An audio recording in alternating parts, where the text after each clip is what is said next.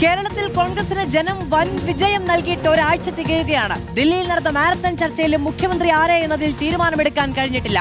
ഏറ്റവും ഒടുവിൽ ഹൈക്കമാൻഡിന്റെ നിർണായക നീക്കമായി പുറത്തുവരുന്നത് KPCC മുൻ അധ്യക്ഷന്മാരെയും വർക്കിംഗ് പ്രസിഡന്റുമാരെയും ദില്ലിയിലേക്ക് വിളിപ്പിച്ചിരിക്കുന്നു എന്നതാണ്.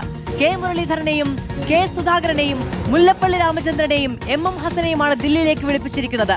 കെ സുധാകരൻ ഇന്ന് രാത്രിയും കെ മുരളീധരൻ നാളെ രാവിലെയും ദില്ലിയിലെത്തും. സോണിയാഗാന്ധിയും രാഹുൽ ഗാന്ധിയും പ്രിയങ്ക ഗാന്ധിയും നടത്തിയ കൂടിക്കാഴ്ചയ്ക്ക് പിന്നാലെയാണ് മുതിർന്ന നേതാക്കളോട് അഭിപ്രായം ചോദിക്കാൻ തീരുമാനമായത്. റോഷിപാലും നോബൽ വാരിക്കാരനും വിവരങ്ങളുമായി നമ്മളോടൊപ്പം ചേരുകയാണ്. റോഷിപാൽ, മുതിർന്ന നേതാക്കൾ കൂടി ദില്ലിയിലേക്ക് പോവുകയാണ്. പ്രഖ്യാപനം നാളെ എന്നത് ഉറപ്പിക്കാമോ? മധു, നമ്മൾ അങ്ങനെയാണ് പ്രതീക്ഷിക്കുന്നത്. നാളെ സംസ്ഥാനത്തെ മുഖ്യമന്ത്രി ആരെന്ന കാര്യം ഹൈക്കമാൻഡ് പ്രഖ്യാപിക്കുമെന്ന്. കാരണം ഏതാണ്ട് നാളത്തോടെ കൂടിക്കാഴ്ചകൾ പൂർത്തിയാക്കും. കാരണം മുൻ KPCC അധ്യക്ഷന്മാരെ കൂടി വിളിച്ചു കഴിഞ്ഞാൽ അവർ ഏറ്റവും മുതിർന്ന നേതാക്കളാണ് പാർട്ടിയിലെ, പിന്നീട് നിലവിലെ വർക്കിംഗ് പ്രസിഡന്റുമാർ. ഇവരുടെയൊക്കെ അഭിപ്രായം നേരത്തെ നിരീക്ഷകരായ അജയ് മാക്കനും മുകുൾ വാസ്നിക്കും കേട്ടതാണ്. അതിനു പുറമെ മല്ലികാർജ്ജുൻ ഖാർഗെയും ഒപ്പം രാഹുൽ ഗാന്ധിയും കൂടി ഇവരെ കേൾക്കുന്നു എന്നതാണ് ഇതിന്റെ ഒരു പ്രത്യേകത. നേരത്തെ രമേശ് ചെന്നിത്തലയും VD സതീശനെയും KC വേണുഗോപാലിനെയും വെവ്വേറെ രാഹുൽ ഗാന്ധിയും മല്ലികാർജ്ജുൻ ഖാർഗെയും കേട്ടതാണ്. അപ്പോൾ ഇവരുടെയൊക്കെ അഭിപ്രായം പരിഗണിച്ച് MLA-മാരുടെ ഭൂരിപക്ഷ അഭിപ്രായം ഇതൊക്കെ മനസ്സിലാക്കി കഴിഞ്ഞു. ഇനി അവസാന വട്ടം എല്ലാവരുടെയും അഭിപ്രായം പരിഗണിച്ചു. ജനാധിപത്യ രീതിയിലാണ് നിയമസഭാ കക്ഷി നേതാവിനെ തെരഞ്ഞെടുക്കുന്നത് എന്ന വരുത്താൻ വേണ്ടിയുള്ള നീക്കമായിട്ട് വേണമെങ്കിൽ നമുക്ക് ഇതിനെ കാണാൻ കഴിയും. മുൻ KPCC അധ്യക്ഷനായ മുല്ലപ്പള്ളി രാമചന്ദ്രൻ ദില്ലിയിലേക്ക് എത്തിച്ചേരാനുള്ള അസൗകര്യം അറിയിച്ചു. പക്ഷേ രാഹുൽ ഗാന്ധിയെ ടെലിഫോണിൽ തന്റെ അഭിപ്രായം അറിയിക്കാമെന്ന് ദിബദാസ് മുൻഷി അറിയിച്ചിട്ടുണ്ട്. മറ്റു നേതാക്കളൊക്കെ ദില്ലിയിലേക്ക് തിരിക്കാനുള്ള തയ്യാറെടുപ്പിലാണ്. PC വിശ്വനാഥ് ഇന്ന് വൈകിട്ടോടെ തിരുവനന്തപുരം വിമാനത്താവളത്തിൽ നിന്നിരിക്കും. AP അനിൽകുമാർ കരിപ്പൂർ വിമാനത്താവളത്തിൽ നിന്നിരിക്കും. സമാനമായി ഷാഫി പറമ്പിൽ ദില്ലിയിൽ തുടരുന്നു എന്നാണ് അറിയാൻ കഴിയുന്നത്. അതിനോർമ്മ MM ഹസൻ നാളെ രാവിലെയാണ് പോകുന്നത്. VM സുധീറിന്റെ യാത്ര എപ്പോഴാണെന്ന് വ്യക്തമല്ല, അല്പസമയത്തിനകം തന്നെ അറിയാൻ കഴിയും. അതിനു പുറമെ തിരുവഞ്ചൂർ രാധാകൃഷ്ണനെ കൂടെ ദില്ലിയിൽ ഒഴിപ്പിച്ചിട്ടുണ്ട് എന്ന സൂചനയുണ്ട്. ഏതായാലും സംസ്ഥാന കോൺഗ്രസിലെ ഏറ്റവും മുതിർന്ന നേതാക്കളെ എല്ലാവരെയും രാഹുൽ ഗാന്ധിയും മല്ലികാർജ്ജുൻ ഖാർഗെയും കേൾക്കുന്നു. കാരണം ചരിത്രത്തിൽ ഇല്ലാത്ത വിധത്തിൽ ഒരു മുന്നേറ്റം സംസ്ഥാനത്ത് UDF-നുണ്ടായി.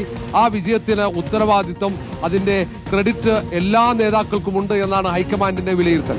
അത് ഒരാളുടേത് മാത്രമല്ല, UDF-ന്റെ മുതിർന്ന നേതാക്കൾ എല്ലാവരും അതിന്റെ ഉത്തരവാദികളാണ്. അതുകൊണ്ട് തന്നെയാകാം ഒരുപക്ഷെ ഹൈക്കമാൻഡ് നിയമസഭാ കക്ഷി നേതാവിനെ തെരഞ്ഞെടുക്കുമ്പോൾ അത് രാഹുൽ ഗാന്ധിയും മല്ലികാർജ്ജുൻ ഖാർഗെ തന്നെ ഈ പ്രധാനപ്പെട്ട എല്ലാ നേതാക്കളുടെയും അഭിപ്രായം അറിയുന്നത്. ഏതാണ്ട് 8ാം ദിവസത്തിലേക്ക് കടക്കുകയാണ് UDF-ന് ഭൂരിപക്ഷം ലഭിച്ചിട്ടുണ്ട്. നോബൽ മാരിക്കാരൻ കൂടി നമ്മളോടൊപ്പം തത്സമയമുണ്ട്. നോബൽ, ഒരു തീരുമാനം എടുത്തു കഴിഞ്ഞു, ഇനിയൊരു സമവായ ഫോർമുല മാത്രമാണ് ബാക്കിയുള്ളത് എന്നായിരുന്നു ഇന്നലെയൊക്കെ കോൺഗ്രസിൽ നിന്ന് വന്ന വാർത്ത. പക്ഷെ അങ്ങനെയല്ല, ഇനിയും പ്രധാനപ്പെട്ട നേതാക്കളുമായി ചർച്ച ചെയ്ത തീരുമാനത്തിലേക്ക് എത്തേണ്ടതുണ്ട് എന്നാണ് ഇന്ന് മനസ്സിലാവുന്നത്.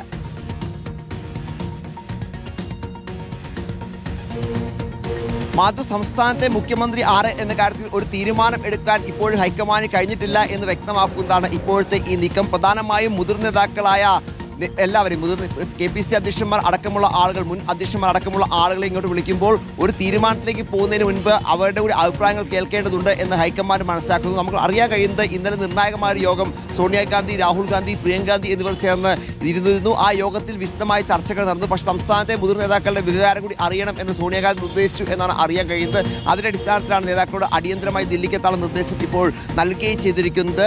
നിലവിൽ KC, അതോടൊപ്പം രമേശ് ചെന്നിത്തല, അതോടൊപ്പം VD സതീശൻ എന്നീ പേരുകൾ പരിഗണനയിൽ ഉണ്ടെങ്കിലും ആരെ മുഖ്യമന്ത്രി ആക്കണമെന്ന കാര്യത്തിൽ വലിയ കൺഫ്യൂഷൻ ഹൈക്കമാൻഡിനകത്ത് ഉണ്ട് എന്നത് യാഥാർത്ഥ്യമാണ്. പ്രത്യേകിച്ച് ഈ പറഞ്ഞ MLA-മാരുടെ പിന്തുണ ഒരാൾക്കുണ്ടെങ്കിൽ മറ്റൊരാൾക്ക് ജനകീയ പിന്തുണയുണ്ട്, മറ്റൊരാൾക്ക് പ്രവൃത്തി പരിചയമുണ്ട്. ആരെങ്കിലും ഒരാളുടെ പേര് അടിച്ചേൽപ്പിക്കുന്ന സാഹചര്യം ഉണ്ടായിക്കഴിഞ്ഞാൽ അത് പൂർണ്ണമായി ഹൈക്കമാൻഡ് തലയിലേക്ക് വരും എന്നും ഹൈക്കമാൻഡ് അറിയാം. സോണിയാഗാന്ധിയെ സംബന്ധിച്ചാണെങ്കിൽ കേരള രാഷ്ട്രീയത്തെക്കുറിച്ച് കൃത്യമായ ധാരണ സോണിയാഗാന്ധിക്കുണ്ട്. ആ പശ്ചാത്തലത്തിൽ കൂടിയാണ് സംസ്ഥാന നേതാക്കളെ ഒന്നുകൂടി വിളിച്ചു വരുത്തി ഇതിൽ ഒരു ചർച്ചകളിലേക്ക് പോകണം എന്നൊരു നിർദ്ദേശം സോണിയാഗാന്ധി നൽകിയത് എന്ന് അറിയാൻ കഴിയുന്നു. എന്താണെങ്കിലും നാളെ ഇപ്പോൾ ഒരു തീരുമാനം ഉണ്ടാകും എന്ന പ്രതീക്ഷയാണ് നമുക്ക് ഉള്ളത്. അതേസമയം VD സതീശനെയോ രമേശ് ചെന്നിത്തലയോ അല്ലെങ്കിൽ KC വേണുഗോപാലിനോ ഇതുവരെ ഈ യോഗത്തിലേക്ക്, ഈ ചർച്ചകളിലേക്ക് ക്ഷണിച്ചിട്ടില്ല എന്നതും പ്രധാനപ്പെട്ടതാണ്. ആ നേതാക്കളുടെ അഭാവത്തിലാണ് ചർച്ച നടക്കാൻ പോകുന്നത് എന്നുകൂടി നമ്മൾ എടുത്തു പറയണം. വരുന്ന നേതാക്കളാണെങ്കിൽ K സുധാകരൻ, അദ്ദേഹം KC വേണുഗോപാലിന് വേണ്ടി ശക്തമായി വാദിക്കുന്ന ആളാണ്. അതോടൊപ്പം തന്നെ K മുരളീധരനാണെങ്കിൽ അതിന്റെ താല്പര്യം VD സതീശനാണ്. അങ്ങനെ വരുന്ന നേതാക്കൾക്കും അവരുടെ താല്പര്യങ്ങൾ ഉണ്ട് എന്നുകൂടി നമ്മൾ ഓർക്കേണ്ടതുണ്ട്. അതാണെങ്കിലും വിശദമായി തന്നെ നേതാക്കളെ കേൾക്കും. ഒരുപക്ഷെ നേതാക്കളെ ഒറ്റയ്ക്കൊറ്റയ്ക്ക് കാണാനുള്ള സാധ്യതയും ഉണ്ട് എന്ന് അറിയാൻ കഴിയും. നിലവിൽ മല്ലികാർജ്ജുൻ ഖാർഗെ